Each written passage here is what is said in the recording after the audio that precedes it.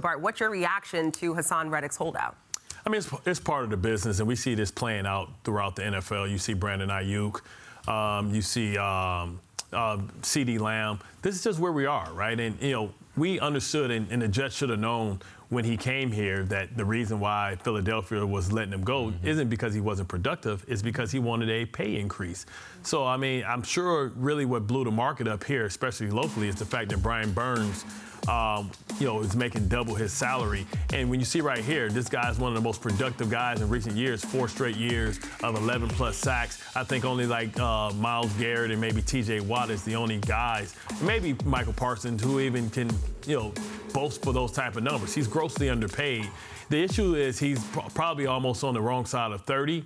And when you talk about long-term extensions, usually what comes down is in the details. Yep. And usually maybe the Jets want to give him a 3-year extension, and maybe he wants 5-year. And that's the battle that we have. You want to fight for that extra year because if you're Haason Reddick, this is the last time, this is your last big payday. So he's a guy that's going to try and fight. And, that $1 million can be washed away if you are able to get that $30 million deal or 25. Right? When we see the top of the market, it's like $35 million with Nick Bosa. And we saw this play out last year with Bosa.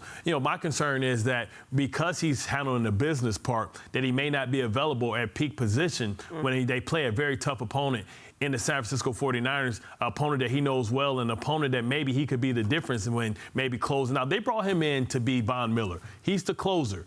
But he needs to, I get concerned when guys hold out with these soft tissue injuries, especially early on. So they're going to have to ramp him up. So you're going to have to lean really heavy on Jermaine Johnson, and McDonald's going to have to try and play that combo. Yep. You can't replace a guy like him with one person. So it has to be McDonald and Clemens being able to stop the run, but McDonald being able to get to the passer. Yeah, it has to be filled with Robert Saleh because they're going to week one. They're going to get one of the best offensive lines in football who know how to do their job at a high level. So you need your best out there to be what you need them to be. Overall, what frustrates me just from if I was a part of that team, especially the young boys, you need a leader, right? Who's going to be that guy? Who's that guy leading the drills? So you just sit here and watch Quincy Williams talked about how much C.J. Mosley, him having him there, having that dialogue is really putting ease and let him be a better ball player. Those young guns don't have that right now. Will McDonald, it's a lot on this defensive line. To Bart's point, they're going into San Francisco. They got to travel and they got to go to make hay and come out of this thing with a dove. Somebody got to go against Trent Williams.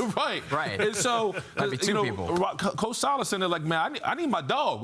I need you here. There was, I think, when you talk about what happened, it was almost like, it sounded like through conversations, something, it was like, I can't. Lost in translation. Yes, that didn't happen. And we come here, we'll work it out. Correct. And the Jets are saying, come and we'll negotiate, but 100%. So that doesn't now, mean anything. We're hold in. Now we see the hold. Some guys choose to hold in. That's getting really popular because then you avoid the fines. Right. Yeah, but if you're also Haason Reddick, you understand you're starting to leave a bad taste in Jets Nation's mouth, right? Yeah. Because at the end of the day, you're supposed to be that guy. We need you here. But the Jets have no equity. The Jets have no equity with Haason Reddick. This isn't a team that drafted him. So this isn't CeeDee Lamb. Look what I've done for you. The Jets haven't done anything for Haason Reddick, and Haason Reddick hasn't done anything for the Jets. Right. So that's what makes this a different situation. I agree. The Jets' problem of it is they lost their best pure pass rusher in free agency in Bryce Huff. Not best edge defender, but best pure pass rusher. Yeah. They brought in a new best pure pass rusher, and he's not here.